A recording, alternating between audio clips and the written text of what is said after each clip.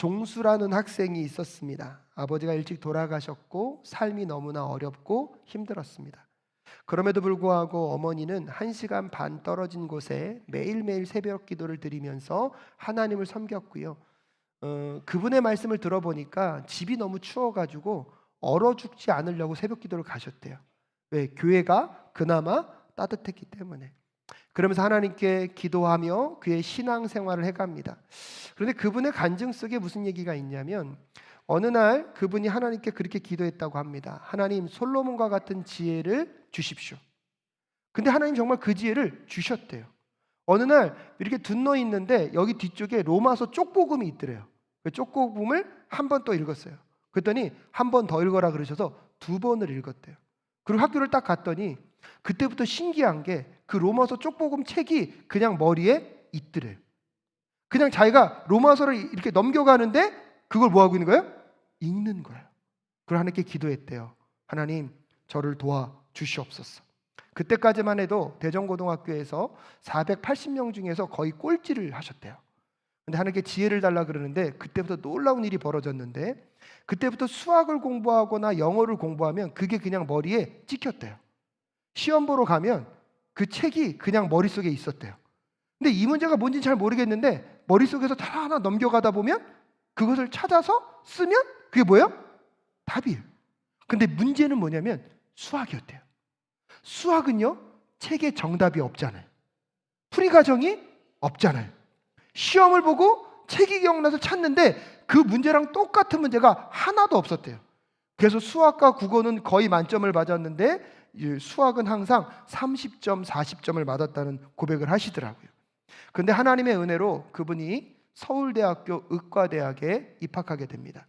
수석으로는 입학하지 못했습니다. 왜요? 수학 점수가 안 좋았기 때문에. 서울대학교에서 의과대학을 마치고 인턴이 됐습니다. 첫 월급이 나왔습니다. 어머니가, 내가 사랑하는 어머니가 너무나 많이 고생했기 때문에 그 어머니께 그 첫 월급을 갖다 드리면서 어머니, 좋은 옷도 사 입으시고 맛있는 것도 많이 드십시오. 그때 월급으로요, 인턴 월급 첫 달의 월급이 7만 원이었대요. 근데 그것도 세금도 뗐대요. 그래서 6만 7천 얼마를 갖고 어머니께 딱 갖다 드렸더니 어머니가 그러시더래요. 종수야, 이거 너 첫 월급이지? 첫 열매지? 그거 하나님의 것이지. 그래서 그것을 본교회가 아님에도 불구하고 서울로 상경하셔서 새벽 기도에 가고 있는 그 교회에다가 그것을 다 드렸대요. 그리고 나서 이분이 이제 학교를 다시 돌아갔는데 학장님이 그걸 부르더래요. 종수 형제, 좋은 일이 있어요. 당신이 이번에 의사고시를 봤는데 의사고시 전국에서 수석을 한 거예요. 상금이 나왔어요. 10만 원이 나왔대요. 근데 여러분 그 10만 원도 세금을 뗀대요. 그래서 3만 원 떼고 7만 원 받았대요. 근데 그분이 그 이야기더라고요. 우리 하나님 이자까지 계산해서 주시는구나. 왜요? 첫 월급 아까 얼마라 그랬어요? 세금 떼고 6만 7천 얼마. 근데 얼마가 왔다고요? 7만 원이 왔다.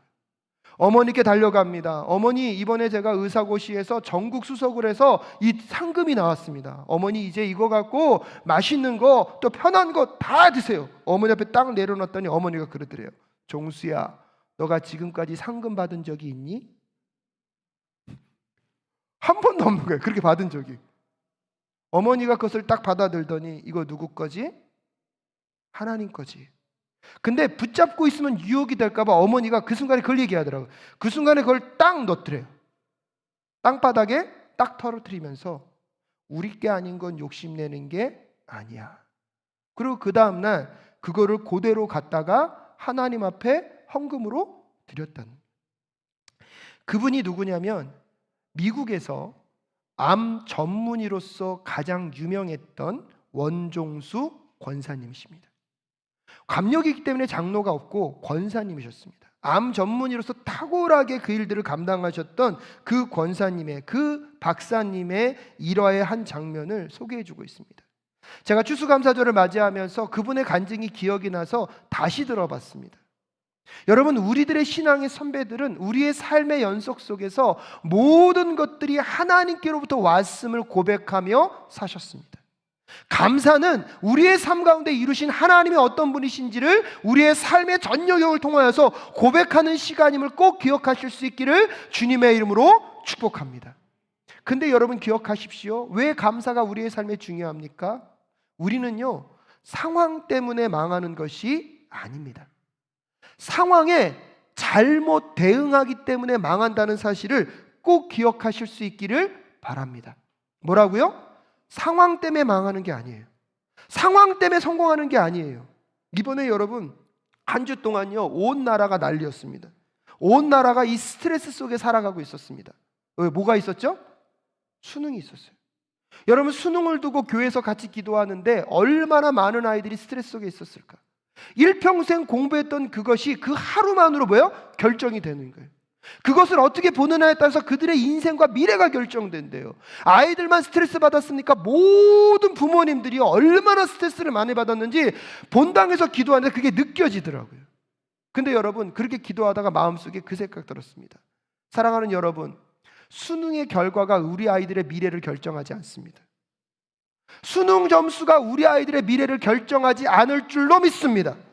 하나님께서 그들의 인생을 붙잡고 인도해 가실 줄로 믿습니다. 그러게 수능 점수가 잘 나왔던 못 나왔던 절망하지 마시고 그 상황 속에 바르게 반응함으로 하나님의 승리가, 오늘 이 자리에 있는 모든 성도님들의 승리가 되실 수 있기를 주님의 이름으로 축복합니다. 수능이 끝나고 났는데 제 마음에 가장 은혜가 됐던 순간은 한 친구가 저에게 이렇게 문자를 보내줬어요. 감사합니다. 기도 덕분에 잘 다녀왔습니다. 결과가 어떻든 간에 이 상황 안에서 감사할 수 있도록 노력하겠습니다. 할렐루야 아멘 아닙니까? 제가요 그 카톡 받아들고요 얼마나 감사했는지 몰라요. 주님, 상황에 눌리지 않고 그 상황에 뭐로 반응하겠다고요? 감사로. 여러분, 감사가 이래서 중요한 것입니다.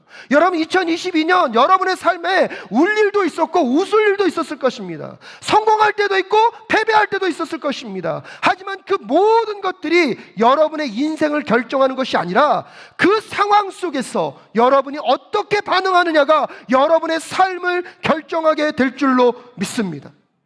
그래서 오늘 본문을 같이 읽었던 이 빌립보서도요, 사실은 사도 바울이 경험하고 있는 상황은 어떤 상황입니까? 감옥 안에 있었습니다. 감옥 안에 있었지만 오히려 감옥 안에 있던 사도 바울이 감옥 바깥에 있는 사람들에게, 여러분 오늘 4장 4절 말씀에 뭐라고 얘기하는지 아십니까? 주님 안에서 항상 기뻐하십시오. 다시 말합니다. 기뻐하십시오. 여러분, 감옥 안에 있는 사람이, 상황은 뭐예요? 감옥 안에 갇혀 있어요. 근데 무엇 하래요? 기뻐하래요. 상황에 흔들리지 않고 상황에 제대로 반응하고 있는 그 사도 바울의 은혜가 오늘 여러분의 은혜가 되실 수 있기를 주님의 이름으로 축복합니다. 근데 이 기쁨의 근거가 어디에 있습니까? 예수 안에서. 예수 안에서 있다는 것은 하나님과 그의 관계가 바로 되어 있다는 것입니다. 하나님과의 관계가 바로 있고 예수 안에 있기 때문에 상황을 바라보는 시야와 관점이 사도 바울은 전혀 다른 것입니다.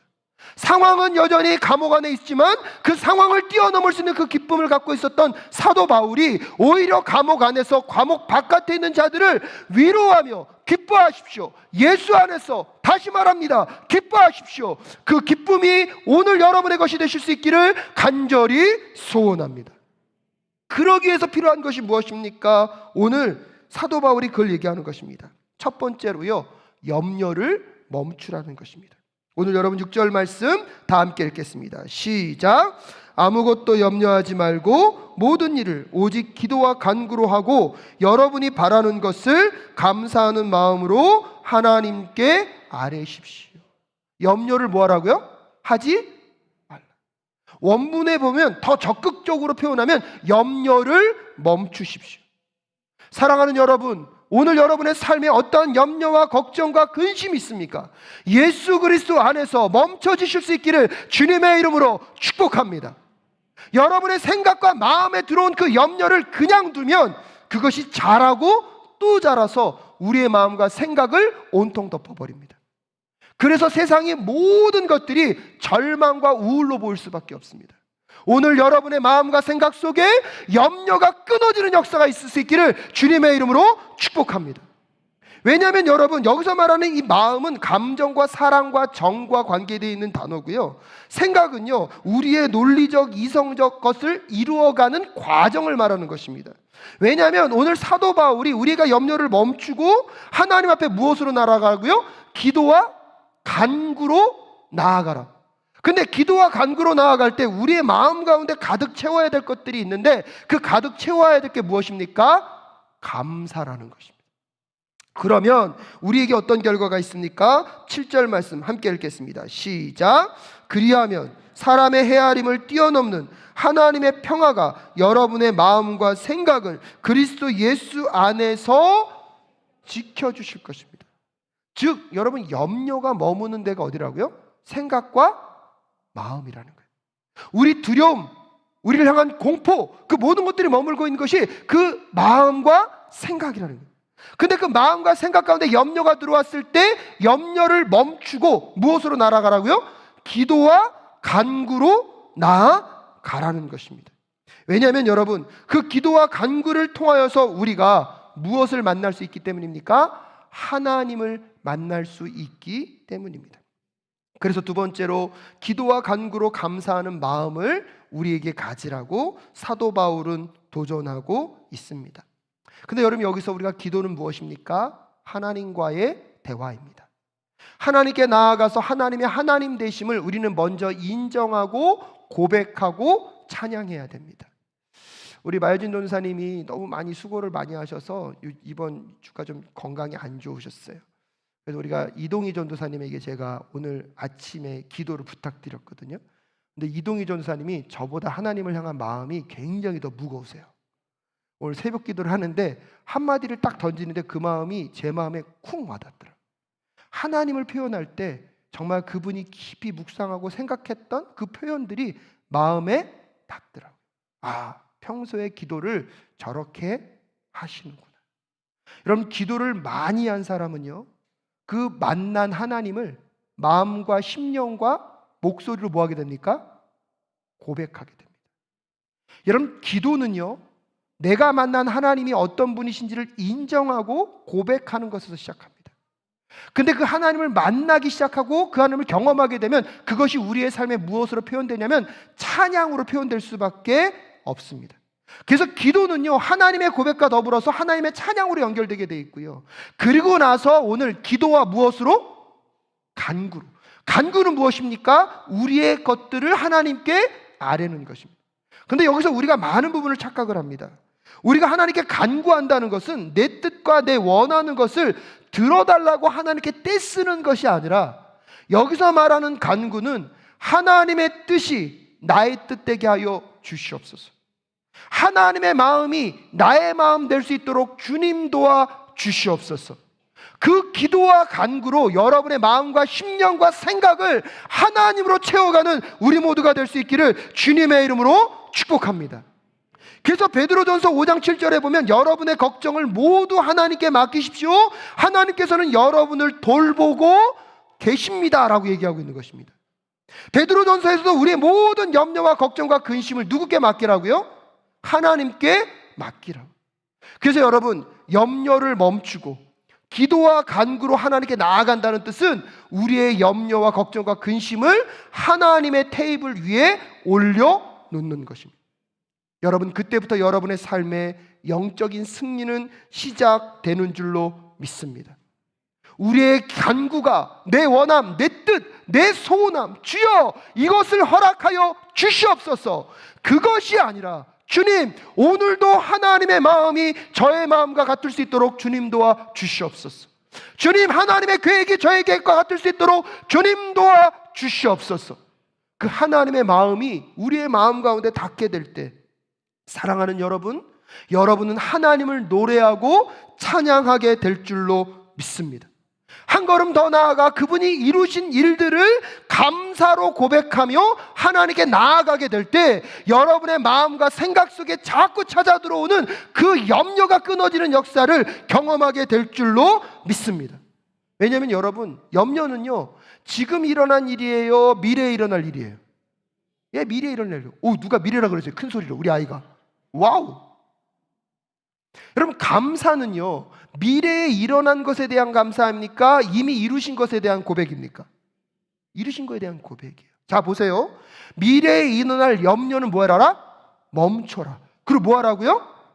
감사하라는 거예요. 왜? 이루신 일들을 묵상하면 미래에 어떤 일이 일어날지를 우리는 알 수 있기 때문이에요. 여러분 보세요. 우리 여기 아이들과 같이 예배 드리는데 우리 아이들은 오늘 아침에 딱 일어나서 아침을 먹을 수 있을까 없을까 염려한 친구 있어요? 아침에 딱 눈을 떠가지고 야, 오늘도 내가 아침을 먹을 수 있을까 없을까 염려했던 친구. 여러분, 이 아이들이 미래를 알아서 염려를 안 했을까요? 왜 걱정을 안 하죠? 어저께도 아빠 엄마가 밥 줬어요, 안 줬어요? 줬잖아요. 어저께도 줬기 때문에 오늘도 무엇이 나올 것을?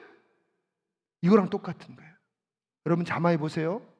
예수 그리스도가 2000년 전에 우리의 죄를 해결하기 위하여서 그의 독생자 예수 그리스도를 보내주셨습니다. 우리의 죄를 위하여서 그의 아들을 다 내어주신 그 하나님이 오늘 우리의 피로를 채우시겠습니까? 채우시지 않겠습니까? 중요한 것은 여기까지 하나님이 하신 그 일들을 감사로 고백하며 나아갈 때마다 그 하나님이 어떤 하나님인지를 깨닫게 되는 순간 그분이 우리의 삶 속에 앞으로 어떤 일을 이루실지를 바라보며 우리의 염려와 걱정과 근심이 떠나가는 것들을 우리는 경험하게 될 줄로 믿습니다.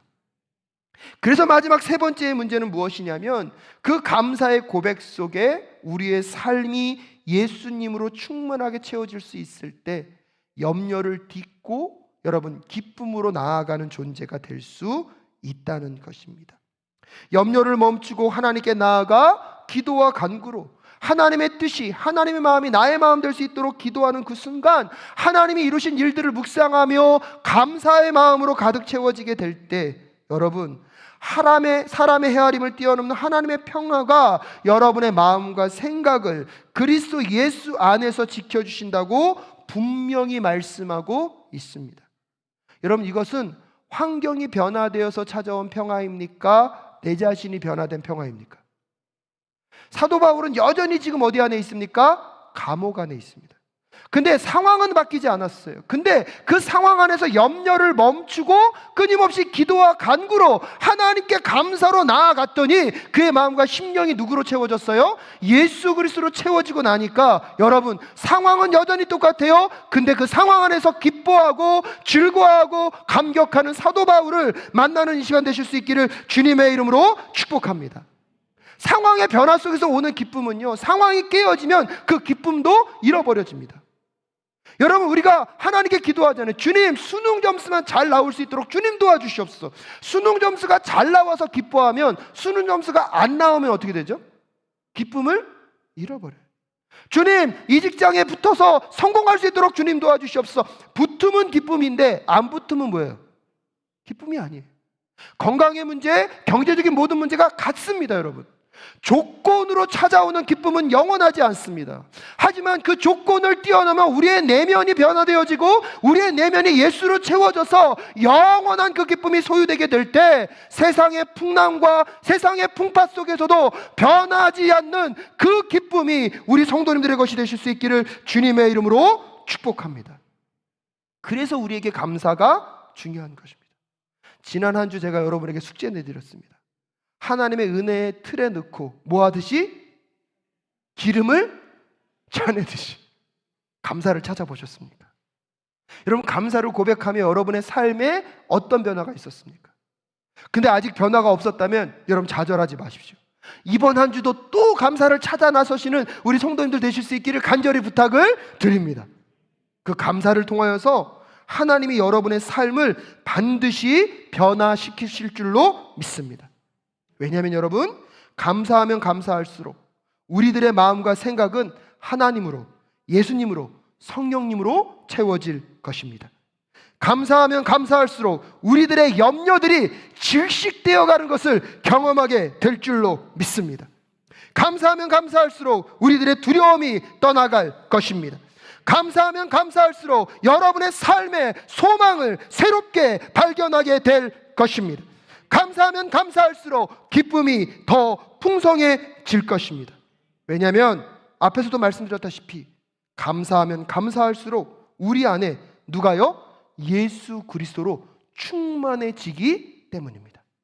사도 바울은 그 예수 그리스도로 충만해졌기 때문에 빌립보서 4장 11절과 12절에서 이렇게 고백합니다. 여러분 성경 가지고 계시면 빌립보서 4장 11절과 12절 말씀 함께 읽겠습니다. 시작. 내가 궁핍해서 이렇게 말하는 것이 아닙니다. 나는 어떠한 처지에서도 스스로 만족하는 법을 배웠습니다. 나는 비천하게 살 줄도 알고 풍족하게 살 줄도 압니다. 배부르거나 굶주리거나 풍족하거나 궁핍하거나 그 어떤 경우에도 적응할 수 있는 비결을 배웠습니다. 사도 바울이요, 오늘 뭘 얘기하냐면 제일 앞부분에서는 기뻐하십시오. 누구 안에서? 예수 안에서. 그러기 위해서 염려를 뭐 하라는 거예요? 멈추라는 거예요. 그리고 기도와 간구로 누구께 나아가라고요? 하나님께 나아가라고. 근데 무슨 마음으로? 하나님께 감사하는 마음으로. 그 감사를 통하여서 우리 안에 예수로 충만해지면 오늘 사도 바울이 고백하고 있는 이 자족의 은혜가 우리에게 임한다는 사실을 여러분 꼭 기억하십시오. 그러면 이 사도 바울이 예수로 충만해져 있다는 것을 우리가 어떻게 알 수 있습니까? 맥스 브루케이도 목사님이 아무것도 염려하지 말라는 책에서 이 빌립보서를 설명하면서 이렇게 설명합니다. 사도 바울이 빌립보서를 쓸 때에 총 104개의 성경 구절을 사용했다고 합니다. 근데 이 104개의 성경 구절을 사용하면서 예수님을 언급한 횟수가 몇 번이 나오냐면 40번이나 나옵니다. 그럼 이 뜻은 뭐예요? 2.5 구절을 말할 때마다 한 번씩 누가 등장하는 거예요? 예수로 등장하는 거예요.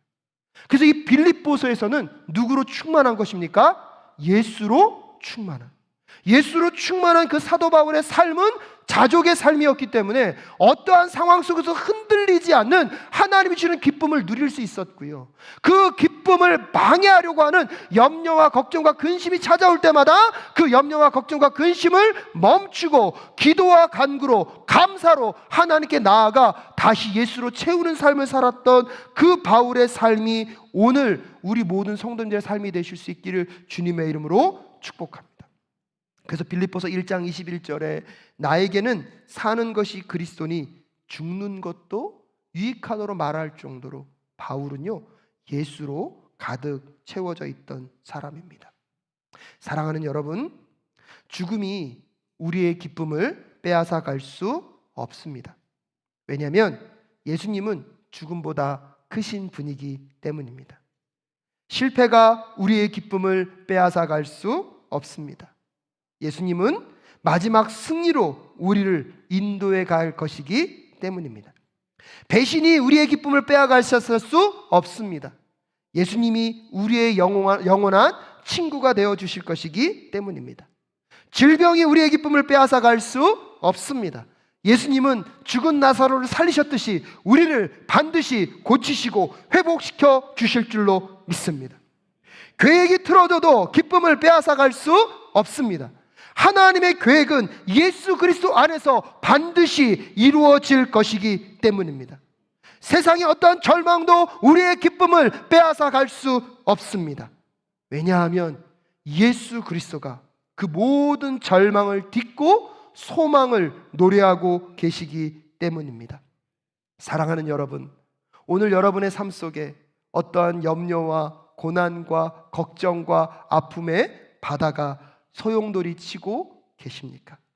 여러분의 인생의 배가 그 풍랑 속에 흔들릴 수 있지만 이번 한 주 감사로 하나님께 닻을 내려 여러분 그 풍랑 가운데 흘러가지 않는 인생들 되실 수 있기를 주님의 이름으로 축복합니다.